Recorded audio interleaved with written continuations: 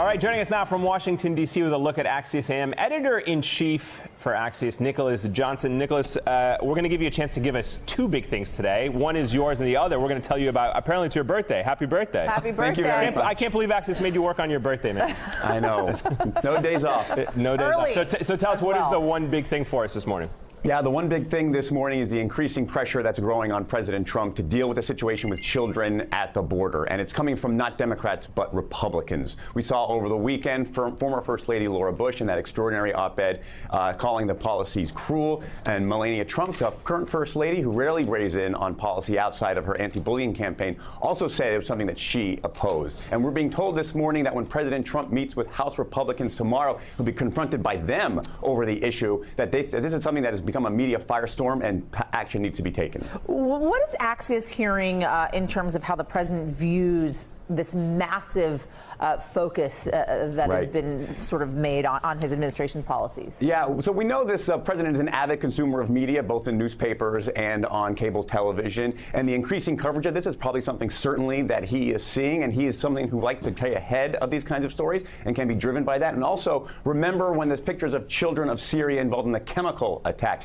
It was those images of those children is what compelled the president to launch missile strikes, which changed the policy on that. So it could be that the media firestorm surrounding this could nudge the president. Yeah, and Ivanka even commented about those chemical weapons attacks with Syrian children. Exactly. Hasn't yet commented on this debate surrounding this. Let me ask you, how could this intense debate, Nick, on immigration actually have an impact on the upcoming midterm elections? Is it likely to be a factor or an issue for voters? I mean, I think if this problem isn't solved by then, absolutely. In prior polling that we've done, immigration hasn't been a big thing. It kind of slipped to the back burner. But, you know, there's a long time until the election, and a lot of issues can come up, and this is at the forefront of voters' minds right now. Let's hope they're able to figure something out before November. Yeah, for the sake of the kids, exactly. not for the politics, yeah. Axios is also reporting, Nick, on an interesting conversation between two administration officials, it seems. Take us inside when the president goes off script. What are we learning? Right. The example we have here is when the president was at an infrastructure event a couple of months ago. He had one line that wasn't in the script saying that he was going to pull out of Syria very soon, withdrawing all U.S. forces from that area. We have reporting from inside the West Wing.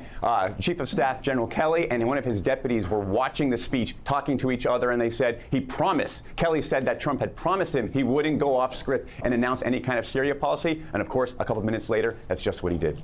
So what does this exchange show us in terms of the task that people like John Kelly and other White House employees face on a daily basis in trying to keep the president on message, not just in those big speeches, policy speeches, but even things like Twitter and social media? Yeah, absolutely. I mean, the best ones in the West Wing are the ones that roll with the punches, realizing that the president sets his own message, sets his own agenda. He decides what he wants to say and when he wants to say it, and aides have to be ready to turn on a dime and implement those changes. All right, Nicholas Johnson, live for us in Washington, D.C. I hope you get a birthday drink at some point in the day there, Nicholas. We're going to be reading Axios AM in just a little bit. And to all of our viewers out there, you too can sign up for the newsletter by going to signup.axios.com. Hey there, I'm Chris Hayes from MSNBC. Thanks for watching MSNBC on YouTube. If you want to keep up to date with the videos we're putting out, you can click subscribe just below me or click over on this list to see lots of other great videos.